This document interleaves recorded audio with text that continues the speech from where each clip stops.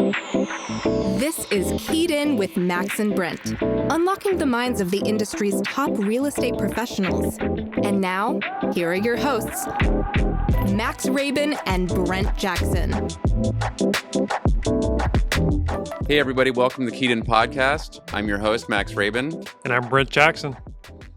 Today our guest is Dave DeSantis. Dave DeSantis has been a partner and managing broker with TTR Sotheby's International Realty since 2007. Before that, he was actually in the public sector, public service with the FTC. He worked with the Charles E. Smith companies here in DC. And then another huge developer in DC, PN Hoffman. He was the vice president of sales and marketing with PN Hoffman. PN Hoffman's one of the most well-known developers in this city. That one of their biggest projects was the Wharf, which everyone is now familiar with. That's like the marquee place in DC. So that must have been quite an amazing business working with them. So welcome to the show, Dave. Thank you. Thanks, guys, for having me on. Thanks for coming out. So you worked. I've known you for years. I didn't realize you worked for the FTC. So tell us about what was that all about? Yeah, what was that all about? And just talk about how you got started in that, and then transitioning into real estate. Sure. Yeah. No. As a kid, I was really interested in politics and went to undergrad for public policy and thought maybe I wanted to be a member of Congress someday. Everybody glamorizes it so much. Maybe they don't anymore. I think probably in the current environment, must. I'm sure they do. Very few people probably aspire to be members of Congress, but I did as a kid. I want to pause you for 1 second, just for the uneducated listeners like myself here. What is FTC? The FTC is the federal FTC. Yes, Federal Trade Commission. Okay, okay, FTC. Which actually has nothing to do with trade, right, by the way, but we can talk about that in a minute. Sure. Yeah. So, I went to undergrad. 3 days after graduation, I had a job down here on the Hill, packed up a U-Haul with my college roommate, and we got an apartment in Ballston. I think at that point, Ballston was very different than it is today. We were the only English-speaking people in our apartment building. And, there was the only thing over 3 stories in that part of Northern Virginia was the shopping mall. And you go there today and it's just like its own city. So I worked on the Hill and for some public policy organizations. And then one of my mentors got appointed in the Clinton administration to the Federal Trade Commission. And he had been talking to me about public service, and he said, if you want to do this, you really should do it now before you get too jaded, or you're older, you need to make more money. And I said, well, you should put your money where your mouth is and hire me. So he called the White House political office, and I had a job the next day. So that was great. I learned a lot. The Federal Trade Commission, by the way, like I said, nothing really to do with trade. It is the chief consumer protection agency for the United States. So that has actually been helpful in my real estate career.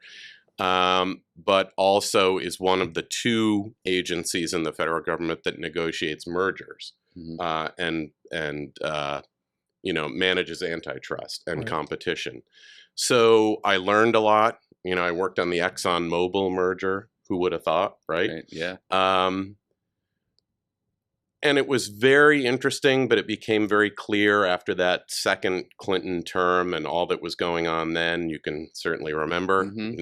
Nowadays, impeachment seems like something that happens all the time. But back then, it was a big deal. And it just felt to me that politics was too nasty a career, and that I wasn't really in charge of my own destiny. Yeah. So I decided I needed to do something where I was charting my own course, and had dinner one night with a friend who also now happens to be an agent at our firm, Matt McCormick, and asked Matt what I should do with the rest of my life. And he said, well... How old are you at this point? How old are you at this point? Let's see. I guess I was 30 right? I was around 30, Okay. 30, 31. Yeah. And so Matt was working for the Smith companies Mhm. at that point. And he said, well, we've got a job open here. I know you don't really have any commercial real estate experience, but you're a good negotiator. You've obviously been at the top of the federal government. It's not like anybody's going to question your qualifications.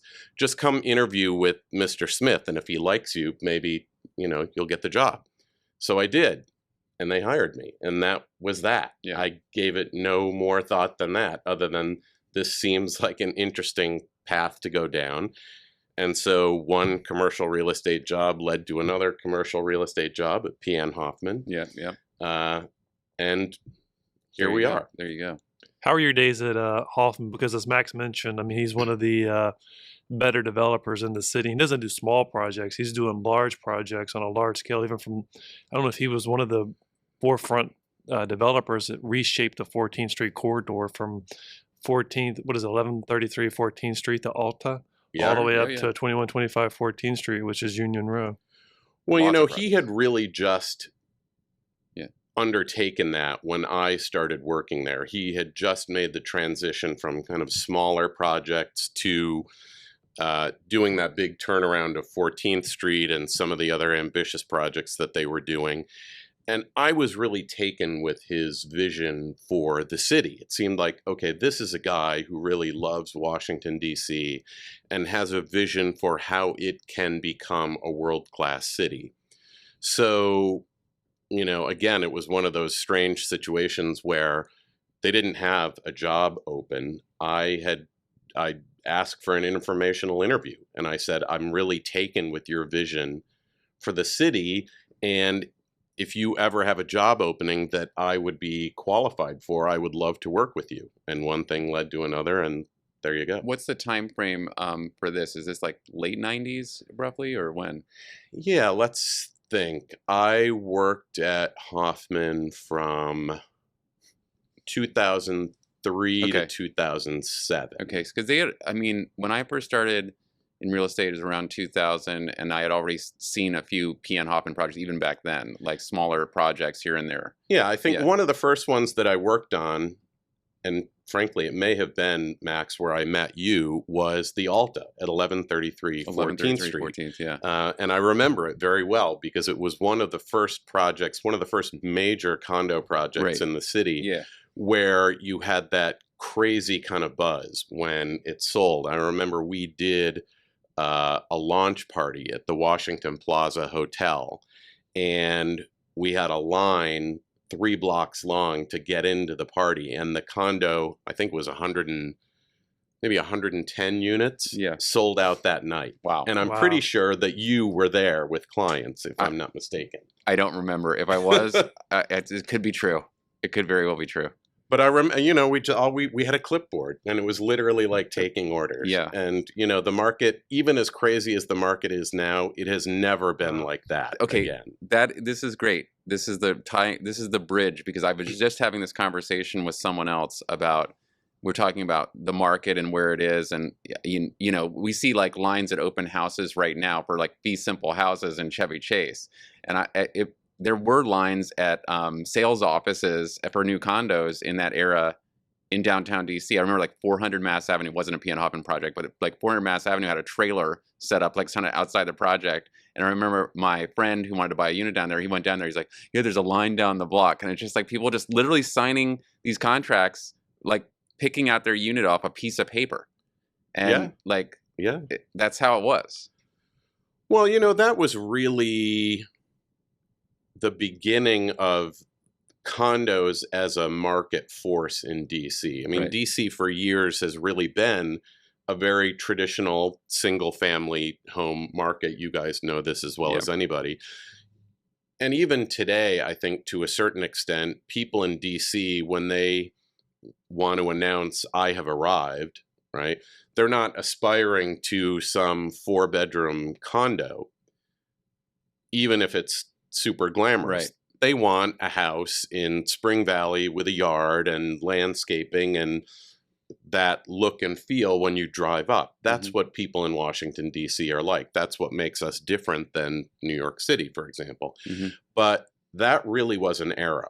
Yeah. You know, people had not been buying condos to a great extent until all of those projects started delivering, and it was the new shiny penny, and everybody had to have one, and not just to live in. I mean, I remember at PN Hoffman, we really had to clamp down on investors because we had a couple, 2 or 3 guys would come in there with their cousins and They want to buy a block of units. fathers, and they want to buy 10 units in the building, and you just can't let people do that all the time. Right. So all the time. it was interesting negotiation. You clearly want to sell out the building, but you're really trying to get people who want to live there. Well, these developers are still dealing with that. They have people that come in early and they want to combine units, and most of these seasoned developers already have the experience to know that this is usually a problem. Yeah. So the answer is no. The answer is just straight up no. Yeah. Well, I guess interesting is his vision, right? Because you just mentioned like the 14th Street corridor. Max, you grew up here. It wasn't a thing in the early 2000s. I mean, it was an emerging neighborhood, Logan Circle. And seeing what he's done down at the wharf, again, you only had those old co-ops and the Fisher Market and all of that. He goes in there and develops a mini city within the wharf. So, I mean, his vision on what he can do with the neighborhood is transformative across the board. Yeah, absolutely. I mean, to his credit, when I left PN Hoffman in 2007 to come to TTR, Sotheby's, we had been working on the wharf for years. I mean, literally the plans were in the office. And it really wasn't until, 10 years later that it ultimately came to fruition. It took a long time. Well, it's a huge land assemblage and requires a lot of the government's assistance there. So, I mean, yes, that's a lot of work. Well, and we also did have the biggest real estate crash in right in the middle of all that. Modern history. Yeah, it's like maybe put this on the back burner for a minute. Exactly. Right. So just, I guess, other questions related to working in the new condo sales world. Were you managing sales for specific buildings, or were you sort of overseeing all of the sales operations at Hoffman?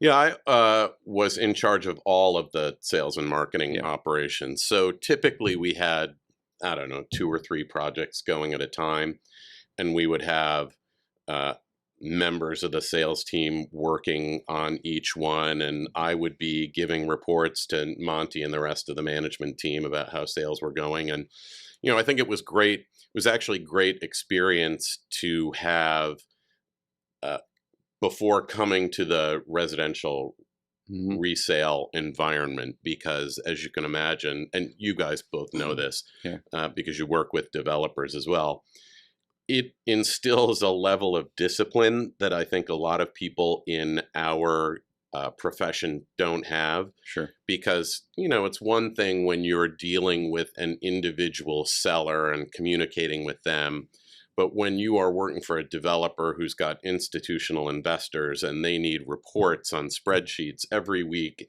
and they want to log every single call that came into the office, and they want detailed reports on the feedback from every lead, that's the kind of responsibility that then I think helps make you a better agent, for sure, in any part of this business. Yeah, I'd say that you came from that world and moved into like the residential, more resale world, I guess.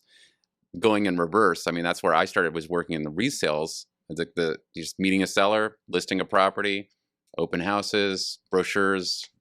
Maybe you get a buyer to talk to, and then talk about that with the seller. Market's a little different right now, but that's the way we started, right? Yeah. Like, so when we work with a developer who has like 12 units to sell, you kind of have to relearn the wheel a little bit to keep up with them. Well, and you guys know this. There are a number of people in our firm who get opportunities put in front of them to work with a developer, and they come in and see me because they know I have experience. And one of the first things I tell them is, you really should think twice before you take this, because it will consume your existence. For sure. Right? I mean, this is not like listing and selling a house. Right. This is literally days and nights of spreadsheets and marketing reports and very detailed marketing plans much greater extent than something that a typical seller is going to ask you to provide. And that means that you're going to have to put the rest of your career, meaning your resale career, on hold. Yeah. And that's what they don't realize. They see the promise of, oh, I'm going to sell 15 units. This sounds great. They're adding up the commission. I'm like, yeah, but it's probably going to take you a year to do that. And in the meantime, you're really not going to be able to do a lot of resale business unless you're working with 3 or 4 other people. So it's tough. It's a tough part of the business. Yeah. So you're working on some big projects on the 14th Street corridor. Is Mr. Hoffman looking and reviewing over every single contract, or is that a decision that you're making? An offer comes in and it's like, this one's going to go, I'll sign off on it, or somebody inside the team signs off on it? No, Monty was pretty reasonable about that. He gave us, the sales team, a reasonable amount of flexibility. If we had to, clearly if somebody was offering full price, we were at a point where the project was really hot. There wasn't really much to question, right? Sure. But we definitely had flexibility to accept contracts. I was the one who was signing the contracts. So you were signing. Yeah.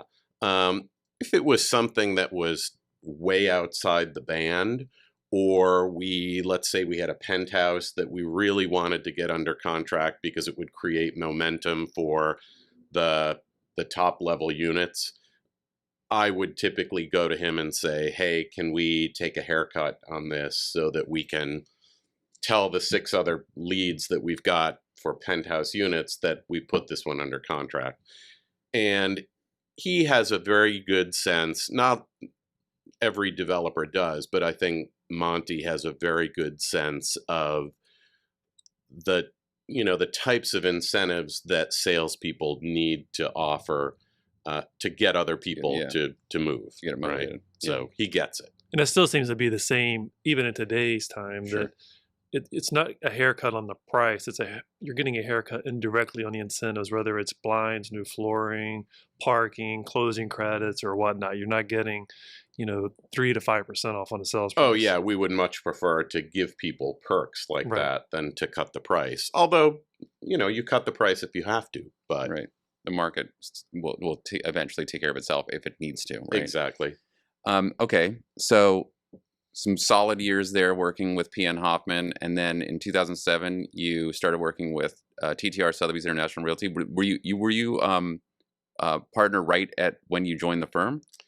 No, not really. It was kind of an amorphous situation. So you'll recall in 2007, that was before the major crash in real estate. But here in DC and other major markets, we were already feeling it in new construction condos, right? The market was clearly overbuilt. We had a lot of product. You could see that things had, starting in 2006, really slowed down.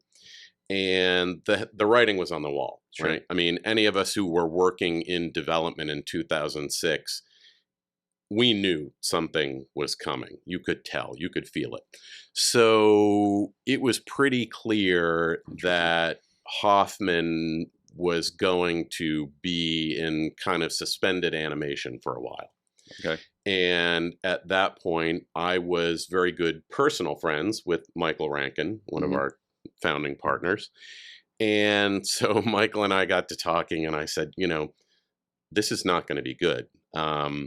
I think PN Hoffman's probably going to go quiet for a while, which they did, incidentally. I think we went from 75 staff to 7 during the recession. Wow. So it was, and again, kudos to Monty Hoffman for sticking it out and now creating a huge organization, much bigger than it was back then. Yep. But Michael Rankin said, well, just come hang your real estate license at TTR until you figure out what you want to do with the rest of your life. And I worked with him for a bit, kind of partnering in his business, but it became clear that even in the middle of this recession, TTR was growing pretty quickly because people were leaving other brokerages to come to TTR because we had the Sotheby's affiliation, and they felt that it was, the flight to quality, if you will. And so the brokerage grew quite a bit during that period, That's right. 2007, 2008, 2009, and we needed more management. So Michael and Jonathan at that point decided to invite me to become a partner, which I was very thrilled to accept and honored, I have to say. And it's been a great ride ever since. Yeah. We were not a very big company back then. I think we were, when I joined, 45 agents. So what are we, 10 times as big now? Or more. Or more. Yeah, because at about that time, so when the market crashed, we only had two DC offices at the time, our company. And we consolidated to one DC office, like whatever agents wanted to work there. We all just kind of like piled into that one office in Georgetown. That's right. But then not long after that, that's when they opened the McLean office. So they took the opportunity to expand a little bit. Yep. And I don't know the inner workings of how they did it. At the time, I'm sure they were able to probably secure a lease at a discount and just sort of keep it rolling.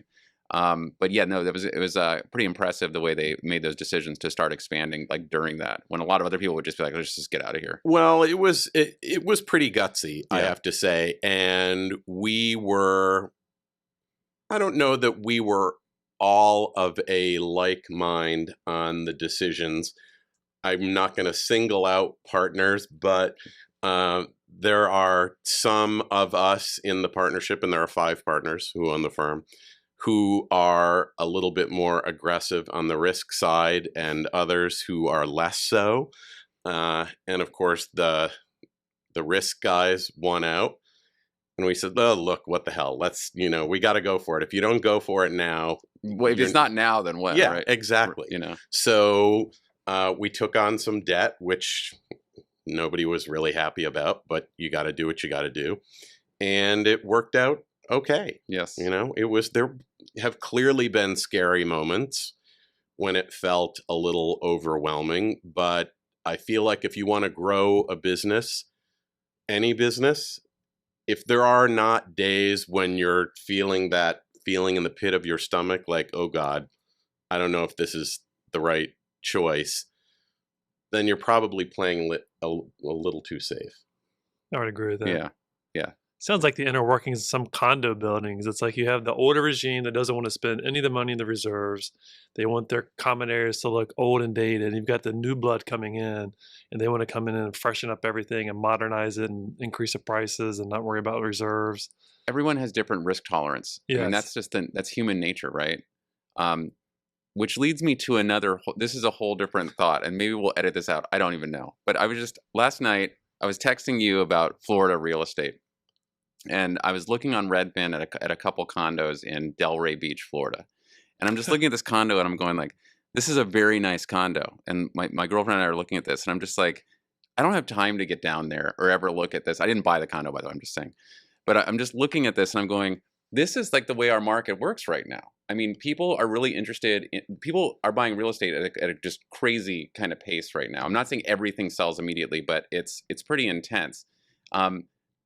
It's just our market has evolved into, think about like the stock market, for example. Think about, Robinhood and all the other big brokerages and how people trade securities, right? It's like immediate, it's low to no fees, and it's moving at an extremely rapid pace, like instantaneous. The real estate market has kind of evolved into that as well, to some degree, Sure. Especially with the increase in values and the speed at which these properties are moving in some of our markets.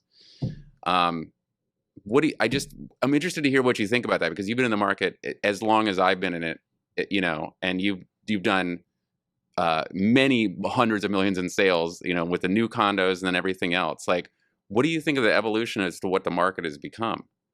Well, it's funny that you bring this up, because I was telling Brent in the car on the way over here that I bought a new house in California last week. Okay. And which we can talk about in a minute. But I agree with you. I think that I don't know whether it's that people have a greater sense of comfort with the idea of buying real estate, or that they view real estate differently now than they used to. You know, I think in my parents' generation, you bought a house because you needed a place to live. Sure. And sure, it was an investment, but you're an adult. You grow up, you have kids, you buy a house, the kids grow up in the house, you sell it, you move to something, you know, you move to Florida. Sure. Life is over, right? It was a very clear and well-defined path. I think that we have now objectified real estate in a way that we didn't before. I mean, you see it all the time with HGTV and $1 Million Listing, and super sexy. So exactly, real estate porn, right? Yes. I mean, people just sit in bed at night and look at real estate on their iPad. Everyone aspires to own real estate, fancier real estate than the real estate that they're in. And so I think that that is part of what is driving the market. We have a much greater investment market in real estate than we used to. I mean, you know, even wealthy people who owned 10 homes 40 years ago, nobody. I mean, now people pick up houses like they would buy a watch or a pen. I hear a lot of stories like that. Incredible. You know, I was at a condo yesterday shooting a video, and I heard that the seller of that condo literally had bought the house that he was moving into, just like drove by it and said, "Oh, that looks like a nice place," and then just bought it, like $10 million house. And so this is like, that's crazy. That's the pace of the market, even at that level. People are doing these kinds of things. Sure. Well, I mean, I see it in California. You know, I think you guys know this. Palm Springs? Yeah, right now, we have a condo in Palm Springs, and we have for, almost 10 years, 9 years now, because we really like the desert. And why don't you you're sharing with us why Palm Springs is because of the desert versus what I heard a few minutes ago, you go to Florida to die. Right. Yeah. Don't go to Florida, Max. People go to Palm Springs to die too. Don't get me wrong. Right. You know, dinner service starts at 4 in Palm Springs. That sounds great. So it's, you know, in bed by 7. That's perfect for me. Exactly. Well, me too. Right. Like I get up at 5 in the morning, so it's just fine for me. But we've been casually looking for a while. But again, it was one of those things. I was out there for a couple days, and a house came up for sale in a development that we have been looking at, sort of aspired to have a place in for a long time. Is the house perfect? No, it needs some work, but things come up so infrequently. It was a very quick decision. I'm sure a lot of people would say that we were crazy to just, you know, plunk down a couple $1 million on a whim. But are you? I mean, it's like, this is your life. I mean, no. And you know, the other thing that I will say is, and I really do believe this, although I know it sounds like real estate BS. The law of scarcity, it can't be argued with, right? Right. There's only so much real estate, and there's even less real estate in desirable places where people want to spend time. And in the case of this particular house, it's in a great development, in a gated community with an amazing country club, and it's where people want to be. Yeah. So if something comes up, I mean, the market's crazy right now, but my guess is 10 years from now, it's going to be even crazier. Yeah, it's a limited location. That's what I think about, like when we talk about the Florida stuff. I'm looking at these places that are on the coast. I mean, they're like one row off the beach. There's only so much of that. You know? I should have told you the story about the one that came on last night. I was telling them in the car ride. So it came on the market. The guy paid $750, 4 renovated units, right on the Gulf Stream for $450,000. I'm like, why would he shave $300,000 off? I called the agent. I'm like, hey, write up an offer. Let's do it. All cash, close in 2 weeks. He wrote it up. I docu-signed it this morning. And then when he sent it over to the agent, he was like, oh, we forgot a 0 on the number. And I'm like, oh, it's $4.5 million, which makes a lot more sense. Like, I'm not paying $4.5 million down there. But I mean, just like an agent forgets a 0, that's insane. But I like to hear more about like the Come on, Brent, go for it. $4.5 I mean, million. it's on the beach. It's not going to be any cheap. exactly. Next year, it'll be $6 million. Yeah, probably will down Jesus, there. I mean, yes, like that's what you were talking about, like the real estate over there. And that's what I was looking at. I'm looking at like some Zillow stuff in Southern Florida, and it's like purchased 2 years ago for $750, Zestimate $950, and like you confirm that. I mean, that's correct. Yeah, it's insane down there. I mean, that's kind of like here too, but there is the project that we bought in like won over. It went under contract in like 48 hours, and it was 1.4, and it's the identical unit that we paid $750 for 6 months ago. And then my friend paid $500,000 like 6 months before we got in. I mean, Florida is just insane, and I'm sure. I mean, can you tell us about the story of like the California? Were the only buyer? Did you waive home inspections? Like, how did that? Yeah, for what you're sure. buying. No, there were multiple offers. I mean, the house was originally listed for 2.1. After being on the market for 24 hours, they actually raised the price to 2.2, which, as you guys know, we don't do that often. Even when you've got a lot of demand, the idea that you're going to raise the price is pretty gutsy. Yeah. Needless to say, I was offended, but not offended enough to not offer. Didn't go up $4 million though, did it? No, it did not go to $4 million, but it went to 2.5, and you do what you have to do. But I will tell you, a good coat of paint and $100,000 in renovations, and that's a $3.5 million house. Oh wow! Yeah. Okay. What are the logistics like getting over there? So for us to get to Florida, we'll fly into Fort Lauderdale out of JetBlue. It's a very easy 2.5-hour flight. What's the logistics to get over to California? It's longer. People think we're crazy. They're like, your weekend house is in California? I'm like, yes, I like to get away. I mean, I love DC. Very much get away. But when I want to be away, I want to be away.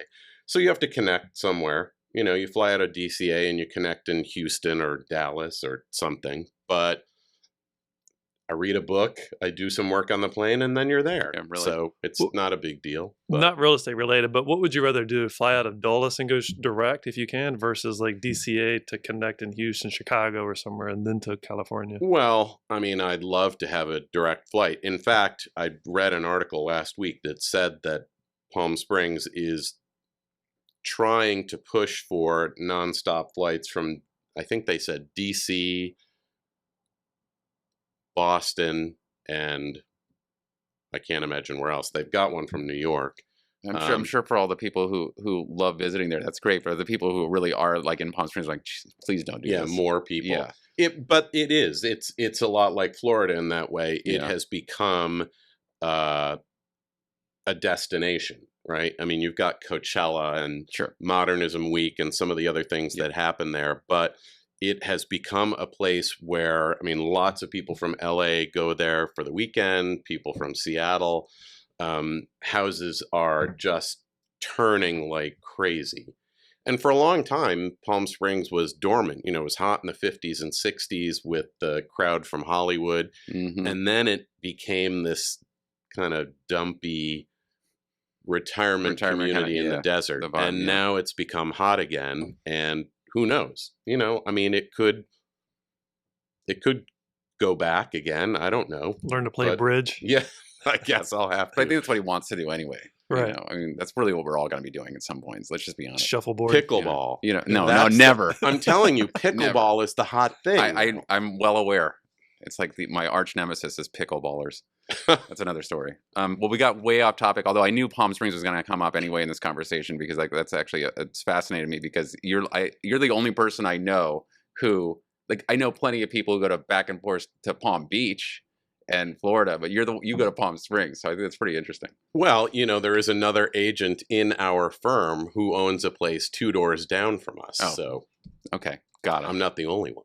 So do you have, with our global connections here at Sotheby's International Realty, do you have ever thought about getting your licensed in California, or do you have like a go-to team, or do you have like people that are coming to you all the time since you live there? Like, hey, I'm thinking about selling my house. I'm looking to buy. Well, I actually did get a license in California. Okay. For a while, I thought, okay, I'm going to do business in both places. And of course, it's really impossible to do that. I mean, a lot of people have this vision, like I'm going to live in DC and Florida and work in both places, but you can't become an expert in 2 markets and give your attention to 2 markets in a way that makes sense like that. So I've got a license, but I'm actually affiliated with our office in Beverly Hills, and with a team run by a guy named Eric Levy, who's one of our top agents in California, and who's also a good friend of mine. And he and his wife also have a place in Palm Springs. So Eric is the one that wrote the contract for this. I didn't write it under my own license, but someday if I'm out there more, if I'm semi-retired from TTR, sure, why not? Sounds good to me. But let's get back to working in DC. DC, that's in the real estate business. So now you're a managing partner here at TTR. What are your? But you also are on a sales team. You still do sales. Sure. Okay. Sure. So, but tell us about like day-to-day life as a broker. Like, are you managing other agents and their issues every day? Tell us like what a day-to-day is like for Dave DeSantis. Yeah, I mean, I still sell, but I have a team of 5 agents who thankfully do most of the heavy lifting, and they are amazing, and they're all people that have been at our firm for a while. And so that frees me up to do my day job, which is ostensibly to manage and mentor agents in our firm. And yeah, it's, it's everything from I'm having trouble getting a hold of the marketing department to I've got a client that wants to fire me because the house hasn't sold in 5 days. Right. So it's part amateur psychiatry, it's part mentorship, it's part being, the telephone operator for the company to connect people with who they should be connected with. Being a broker it can be fun. I find it very rewarding, frankly. Because I think it's great to see people grow and succeed in their career. And it's something that I and the other partners at TTR feel strongly about, that's our job, right? If we're not helping people grow their business, then how are we adding value? We constantly have to add value to what the agents are doing themselves. So you have to be available. 24 hours a day. What do you say to I've noticed that, at least it seems like, I'm looking at our social media feed, we brought a lot of new talent into the company recently. Are you handling some of this new talent and helping these people like get started, or what are you doing with the newest agents in the company right now? I'm fairly involved in that. Yeah, I mean, I think it depends. We obviously have 11 offices now. So the individual brokers in those offices are on the front lines of working with anybody who might come into that office. But at the company level, we've spent a good amount of time over the last 3 or 4 years creating a professional development program, a coaching program. I've been very involved in that. I think it's incredibly important. And although we have hired a few people that are new to the business, as you guys know, most of the people that join TTR are coming from another brokerage. Right. So it's really not so much about teaching them how to sell real estate as it is teaching them how we sell real estate and the things that are important to us and our vision for the brand. And people do things very differently at other brokerages, as I have discovered. So there is a good amount of coaching involved to get people on the right course. Right. What's more important to you as a person and as a partner? Agent retention or agent growth? Meaning agent growth, bringing agents from outside the firm. Absolutely retention. Retention. Yeah, it frankly guts me when somebody leaves the firm. And one of the other partners who is very wise has counseled me not to take it personally, because it's that type of business, right? People come and go and they change brokerages and their priorities change. But I can't help but take it personally. We try to run this company like a family, even though it's become much bigger. And I'm always questioning, like, okay, what did we do wrong that we didn't make it compelling enough for this person to stay at this brokerage? And, sometimes there's nothing you can do, right? And frankly, sometimes maybe it's a good thing. But yeah, retention is much more important than growth. And, clearly we have grown exponentially, but I don't see us growing significantly more, certainly in terms of headcount in every office. I mean, I don't want to be in a situation that some of our competitors are in, where we're asking managers and brokers to support 150, 200, 250 agents. I don't think you can do that effectively. I think you have to be available. And if you've got 200 people calling you asking for advice, you're never going to be able to get back to them in a timely way. It's just impossible. So I would rather have the team we've got and find a way to grow everybody's business by 100%, right? That would be great. That's my dream. I've got another tough question for you here. You have 3 hats. You have ownership hat, you have managing hat, and you have an agent hat. Out of all 3 hats, which do you enjoy as a person doing the most? You can only pick one. Ooh, I can only pick one. That wasn't on the question list. No, it wasn't on the question way list. off script. Okay, no, I think the managing hat is probably the most fulfilling. Which is not to say that I love doing deals, right? I mean, that's the reason we're in this business, is if you didn't love doing deals, you wouldn't be in real estate. But I think the thing that is the most personally fulfilling when you go home at the end of the day is helping one of my colleagues, one of you guys, solve a problem and create a success. I mean, to me, that feels like, okay, there's an achievement for the day. So good answer. Yeah. Well, I never have any problems, so you don't need to help You're me. perfect. No, that's right. It's like you never call, you never write. No, but I work with Jonathan, so it's like exactly. it's like the hotline. Yeah, you poked the bear over there.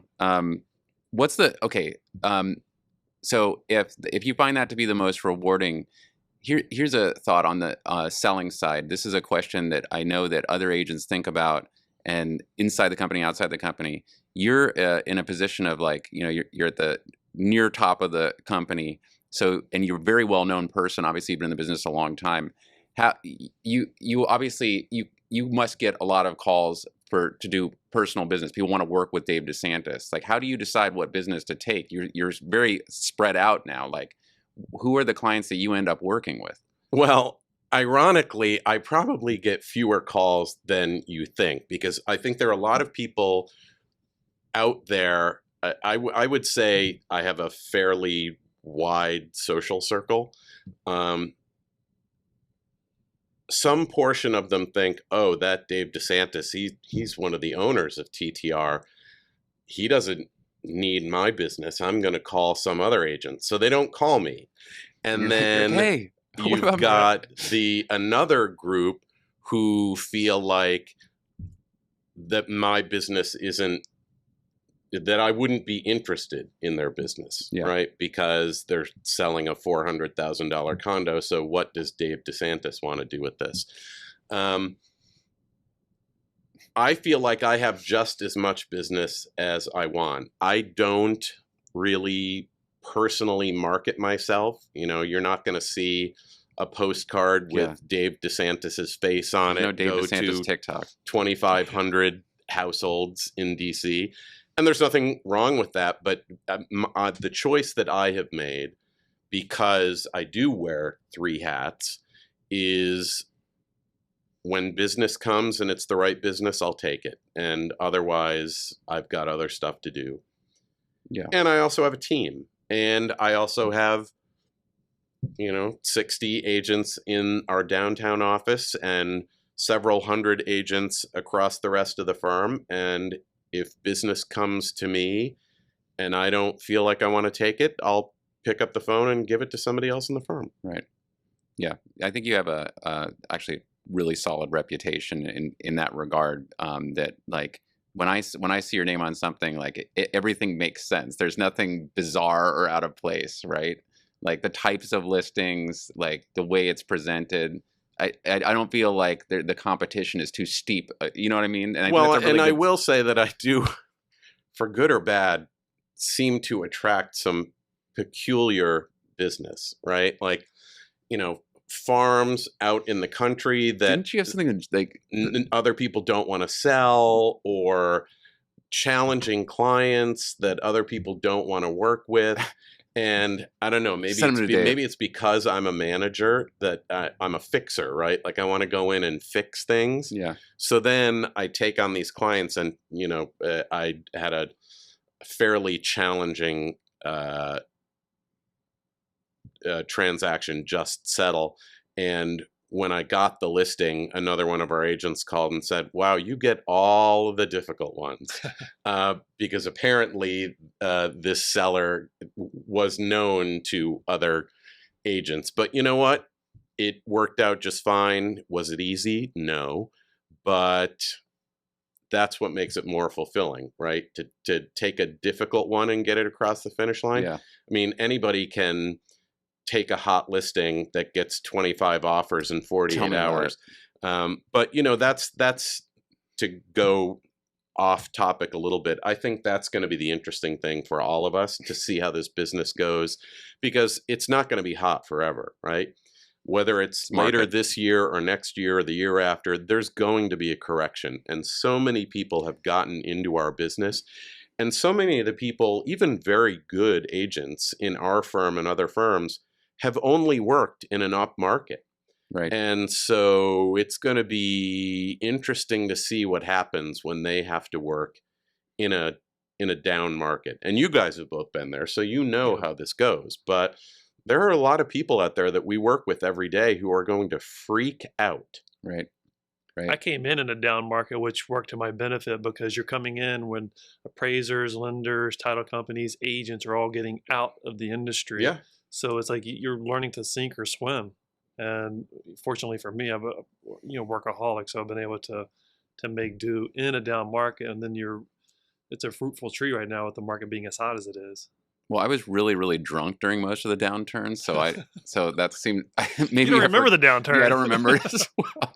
Maybe that's better. Right. But I think it was not a pleasant experience. You may recall that our 2008 holiday party for the company was 2 bottles of Chardonnay and crackers in the Georgetown office. Yeah, I do remember that. I'll never live that one down. Yeah, but needless to say, BYO Christmas party.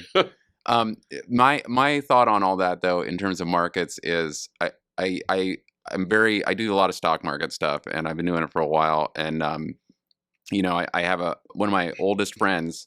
I got him into investing actually over the last 3 years. And obviously what happened in the last 3 years was the pandemic. Everyone's like, oh my God, but everyone really thought they were going to die. So it's not just, they don't feel like I'm going to die, like in terms of my money, like literally felt. So it's like with the market cascading and everyone like kind of like shutting themselves in, it's that freak out moment. And I just told him, I said, it's a bear market. I said, it's like, it'll pass. Maybe we'll die. I don't know. Like that's like, we'll have to see. I said, but in terms of the markets, I mean, you have to just like relax, and it's the same thing in real estate. You just have to, just everything plays out the way it's going to play out. You never really can predict or see. You're braver than I am, though. The stock market has always intimidated me. I like to think I'm a fairly sophisticated business person, but that is, which is not to say I certainly own some stock, but right. To me that feels much more scary and amorphous, right? Because it's a piece of paper that represents something, ones and zeros on a screen of something. At the end of the day, with real estate, good market, bad market, you still got the house, right? You got that plot of land. There's something you can touch. You can put your hands in it. These things go hand in hand to me, but I think like, I don't know, I don't need to get into all that, but I will say real estate as a traditional thing and where to put your money, obviously is a great thing to do. There's no question about that. And then you talk about the scarcity aspect of it, especially in these markets that are the most popular. You can't argue with that. Yeah, That's it. exactly. The market will do whatever it's going to do, interest rates, inflation, everything else. But the land and the property, that remains. So going back earlier, you said 2006, you saw the writing on the wall. So you guys saw something on the development team at Hoffman where there was units being built, overdeveloped, interest rates going with 100%. I think you could do 110% financing. So you had foresight back in 2006. Like, what would you see now that would cause the market to shift?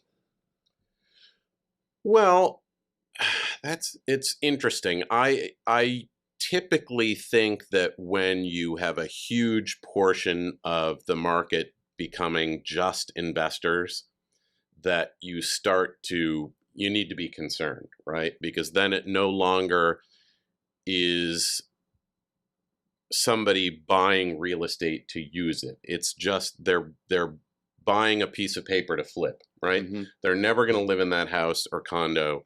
I don't think that, I mean, we certainly are there in some markets. I don't think that we're there in this market. And I think the difference between, let's say, 2006, 2007, and now is inventory, right? I mean, we were getting to the point where people were building like crazy. Even in the single family market, people were throwing their house on the market. They didn't care. And people were buying it, right? I mean, in 2005, buyers would buy any house. Oh, they had a fire last week. Oh, it doesn't matter. 30 offers. Yeah. Buyers are, I find, and you probably agree with me, much more selective now. Because even in a hot market like we have currently, there are houses that sit, right? We've seen them. Sure. It's either they're priced incorrectly or there's something really wrong with the house, with the way it's laid out. The floor plan is terrible. The location is just bad. Things still do sit, and we have so much less inventory now than we did back then. I mean, that was the signal to me, is we were building like crazy. We were opening buildings and we weren't having those parties anymore, right? Because you weren't going to get the line around the block. It was harder to get people to come in. You were offering concessions, and we had the crazy financing where anybody could buy anything with no money down. Yep. Thankfully, we don't have that situation Right. like we did. I hope we never go back to no doc loans. I mean, that was just the biggest disaster ever. I got to utilize it firsthand, and it was really easy. And I like what I was doing made sense for me, but I was like, it never crossed my mind. I'm getting too young and stupid, I guess, at the time. Never crossed my mind that like if I'm doing this, if I'm borrowing money at like 100 to 105% for just some random condo, then that means this is being replicated everywhere. Oh yeah, well, funny story. What really set it off in my mind personally is that my partner's grandmother called us one day and said, "I want to invest in a condo. So I want you guys to buy me an investment condo." And I thought, okay, when your grandmother wants to get into the investment business, you know it's time to get out. It's like, right? That's like the big short moment. And we did. We bought her a condo, and sure enough, the market crashed shortly thereafter. Right. So yeah. Are they still in speaking terms? Well, she has unfortunately passed on, but Because of that. But the condo's No, worth a lot more now than it was back then. Well, yeah. So it came around. yeah. Wow. All right. Well, I mean, Dave, you said it all. You know, you given us a lot here. Well, thank you. I appreciate it. I like being here with you guys. You want to hit on some rapid fire? Rapid five. You Oh, ready? okay. Here we go. What is your guilty pleasure? Whew, guilty pleasure. You know what? Hanging out at the beach. I love the beach. Even though I have a house in the desert, wait a minute. I love going to the beach. Okay, yeah. So the Where's beach. the I don't want to own a house on the beach. Okay. I'm afraid the beach is not going to be there in 10 years. That's my worry That's an about interesting owning real thought. estate on Brent, the we beach. didn't think about that. Yes, but well, he lives in a desert. Yeah, far There's no away water. from the ocean. Well, you know, maybe by the time I retire, it's going to be It'll be beachfront there, property. right. I don't know. He was forward thinking on that front. Exactly. Yeah. All right. What book are you reading, or what's your favorite book that you would recommend to our listeners? Book I mean, there are a lot of real estate books, but actually, I think sort of timely right now. I just finished a book called In the Garden of Beasts, which is a fascinating book about the guy who was our ambassador to Germany right before World War II. So he and his family moved to Berlin in like 1933. And it's the story of them living in Berlin and kind of seeing how fascism takes over everyday life slowly. And, you know, given what's happening in the world right now, it seems particularly relevant and kind of scary to read, but it's a fascinating book. I would recommend it to anybody. Nice. Very good. What's your favorite TV show? TV. I hate TV. I really do. Let's think. Favorite TV show. You know, I don't. You don't have one? I honestly Wow. don't have one. That's impressive. No Netflix, no Hulu, or any of that It's stuff. not to say I don't watch it, but I don't get obsessed with shows. I mean, you know, I have nothing to. People I keep get it. coming in and saying, "Are you watching this? Are you watching that?" I'm like, no, Like, no. sorry. So you can't didn't help you. watch the slap heard around the world?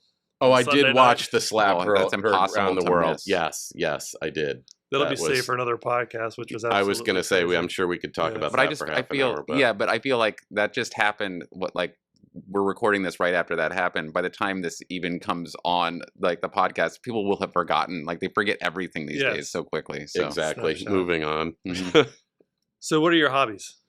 Hobbies. Let's see. Well, in the desert, we love to hike. I would love to play tennis. I used to, but I've got a bad shoulder, so I need to get that fixed before I can play Pickleball. tennis again. I can play pickleball. There you go. Exactly. Or switch there you hands. go. Mhm. So, oh God, trying to learn to play tennis Yeah. left-handed, No, that forget would not that. be good.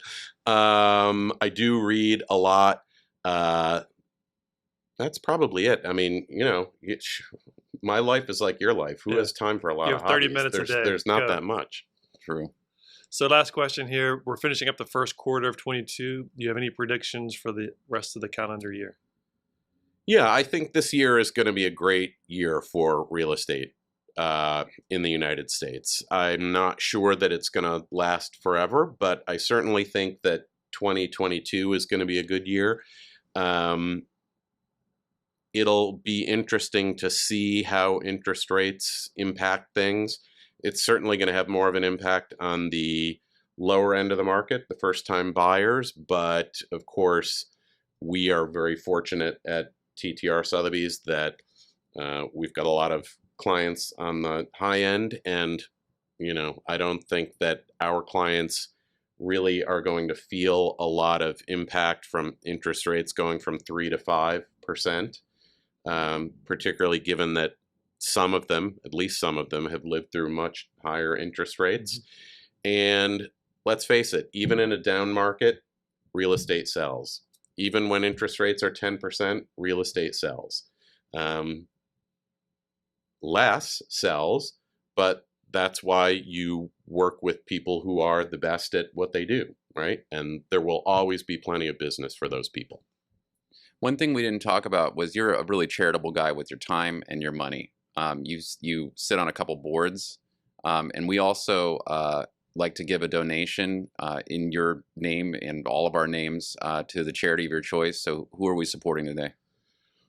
Ooh, tough call, because you're right. I do sit on a couple boards. You can name them all. Okay, well, so the charities that are closest to my heart here locally, I would say Sitar Center for the Arts, which is a great organization for kids. The Rock Creek Conservancy. I don't think I need to describe why Rock Creek is so great and such a wonderful part of our city. And believe it or not, I don't think anybody looking at me would think this initially, but I'm on the board of the Washington Ballet. Needless to say, I have never been a dancer. You don't have to be a dancer to support. No, but it's a great organization, and it's actually been a fascinating board to work on, because I'm running an arts business is much awesome. harder than running a real estate Yeah. brokerage. Yeah. So it's been a lot of fun and challenging, and I feel strongly about the organization. So yeah. Well, much respect. We really appreciate you coming on. Incredible career, and I feel really lucky that I get to talk to you very often and work with you. So we really appreciate you coming on here, man. Well, thanks. I really Thanks, appreciate it. You'd have to say, it's like, I love your podcast. I actually listen. Well, thank you. Thanks. I've got two. I mean, two candidly, listeners. I do, when I'm on the treadmill or whatnot, I do listen to the podcast, and I think it's great to get the kernels of just really interesting tidbits that people bring to the show. Yeah. You feel like you get to a certain point in your career, you're always learning. And so thanks for doing this, because I think you are talking with great people in the business, and all of us can always learn more. So I'm sure pick up something new every week. Appreciate that. Thank you. All right. Thanks for listening to Keyed In with your hosts, Max and Brent, unlocking the minds of the industry's top real estate professionals. For more information on selling your home, find us online at keyedinpodcast.com. Remember to subscribe to Keyed In on Apple Podcasts or wherever you like to listen to podcasts. Follow us on Instagram at Keyed In Podcast, at Rabin Max, and at Brent E. Jackson. And follow Max on TikTok at MaxwellRabin_properties.